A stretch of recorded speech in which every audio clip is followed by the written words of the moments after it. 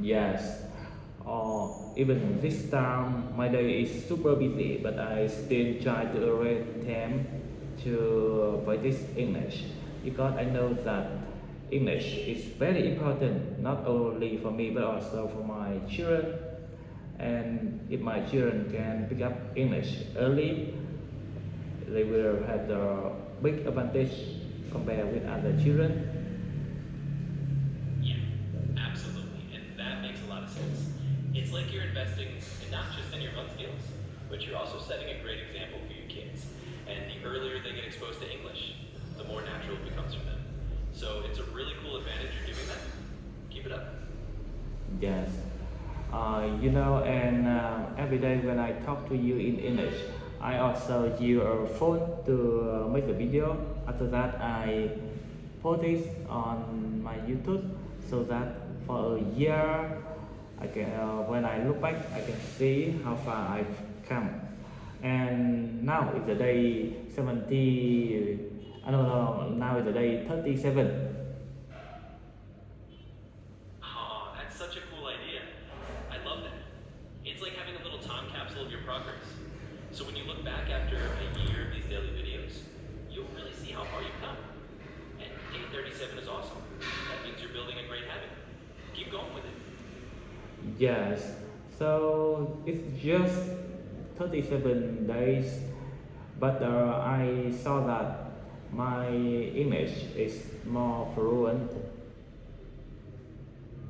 Yeah, and that's the beauty of it. Even after just a few dozen days, you're already noticing that improvement.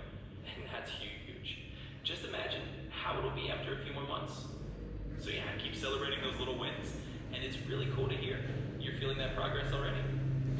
Yes, because I know that practice English we need patience and at least we need to spend about 15 to 30 minutes a day. So for a long time it can make a big difference. Absolutely. And I think you've nailed it. It's all about that patience and just a little daily habit. You know, 15 or 30 minutes a day might not seem huge in the moment, but over time, it adds up to a really big difference. So you're totally on the right track. Keep that patience and just keep going. Yes, and if I can spend about 3 or 4 hours a day to practice my English, to study it with all my heart. So for a year, can I be a professional one?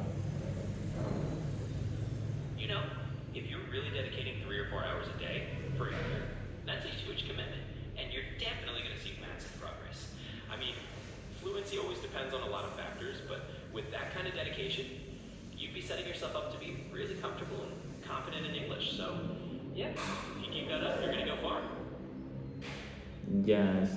Actually, for a lot of people, English only the tool to connect people, to communicate with other people. But for me, maybe English is also a career. It can help me to earn money. For example, teaching children to study English. Yeah, absolutely. And that's a really good point. I mean, for a lot of folks, English is just a tool to connect. But if you're seeing it as something that can also open up career opportunities, like teaching kids or helping others learn, that's a fantastic motivator. It means you're not just learning for communication, but you're also building a skill that could actually help you earn money or create a new career path. So that's really awesome. Yes, maybe I am the one who have the ability of teaching. When I teach people to study Korean or chess, or even when I was at the university, I taught some people to study chemistry, and all the students can understand my lesson well, and maybe I have the passion on teaching. That's fantastic. It definitely sounds like you've got that natural teaching ability.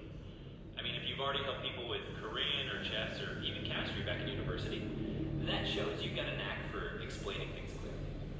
So, applying that to English is just another great way to use that skill. Sounds like you're really onto something. Yes, And I also see some other people who are very good at English. Even they study English from a, a child. They speak English very well, but they don't know how to teach it for other people. Yeah, that can definitely happen. You know, being really good at a language yourself and actually being able to teach it are two different skills. And it sounds like you've got that teaching knack, which is really valuable. So if you can combine your English skills with that talent for teaching, you'll be able to help a lot of people who might not know how to teach themselves. It's a great skill to have.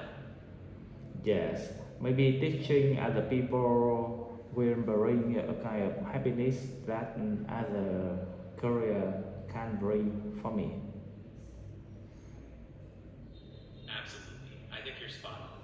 There's definitely a unique kind of happiness in teaching and helping others learn. It's one of those careers where you can really see the difference you make in someone's life. So if that's something that brings you joy, then you're definitely on the right path. Yes, one more point I want to talk to you today is I saw a lot of people, even they work so hard, they spend a lot of time a day, maybe 8 to 10, even 12 hours a day to work, but they cannot earn a lot of money. But other people, you can see that maybe they are quite lazy. They only work a few hours a day. Even they stay all day at a coffee shop to do something, but they can earn a lot of money. So, are there something unfair here? Yeah, it's a really interesting observation, and it's something a lot of people notice. You know, it often comes down to the kind of work someone does or the skills they have. Sometimes it's not about working harder, but working smarter or having a skill set that's in high demand. And it can definitely feel a bit unfair sometimes. But I think the key is just figuring out how to align your skills and your efforts with the kind of work that rewards you in the way you want. So it's a good thing to think about for sure. Yes, I remember that someone also said that if somebody uh, Yeah, work, I mean if somebody work so hard, they to earn money, so that they don't have enough time to be rich. yeah, exactly. It's kind of that idea that if you're always working super hard just to keep up, you sometimes don't have that extra time to step back and think about how to make things easier or more efficient. And that's why finding a balance or a strategy that works for you can really make a big difference. So, yeah, it's a really interesting thing to reflect on. Yes. Absolutely. It's one of those things a lot of people notice, and it's great that you're thinking about it. If you ever want to chat more about it or anything else, just let me know. Yes, and I also see a lot of people who have the good education at the university, the high school, but when they grow up, I mean when they go to work, they became very normal one. And some other people, they did not have the good education, even did not study from high school, they quit study, they quit the study, but they still become some powerful people, rich, famous, and have a lot of things, have a lot of things. So maybe some difference. There are some difference between success. I mean between education and success, right? Yeah, you're absolutely right. It's one of those things where education is definitely valuable, but it's not always the only path to success. Some people find their own way through different skills, experiences, or just a different kind of drive. And it's true, there's definitely more than one road to success. So it's always interesting to see those different paths people take. Yes. So so do you think that so maybe we don't need to study hard at the high school or the university?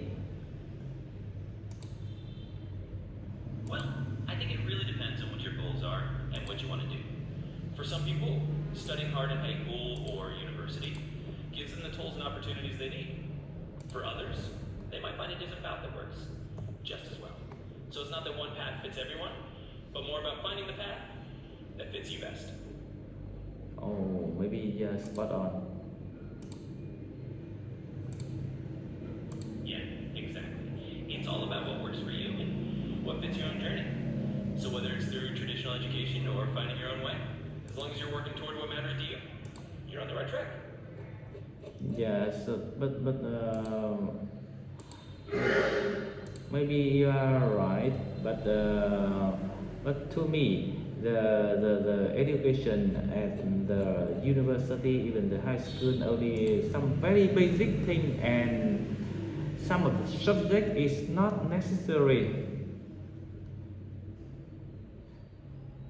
Yeah, and that's a really fair point. I mean, sometimes the basics you get in high school or university are important, but not everything ends up being necessary for everyone's path. So it makes sense that you might feel that way. It's all about taking what's useful for you and applying it to what you want to do. Yes, you know, and so there's I see two definitions of smart. That's the book smart and street smart. Yeah, I get what you mean. Sometimes there's that idea of being book smart, like knowing a lot from traditional education, and then there's street smart, or practical or life smart, where you just kind of know how to navigate things outside of the classroom. And both have their place. It's all about balancing what kind of smarts you need for what you want to do in life. Yes, you know. Okay. So now maybe I need to go home to have something for my lunch. I feel hungry now.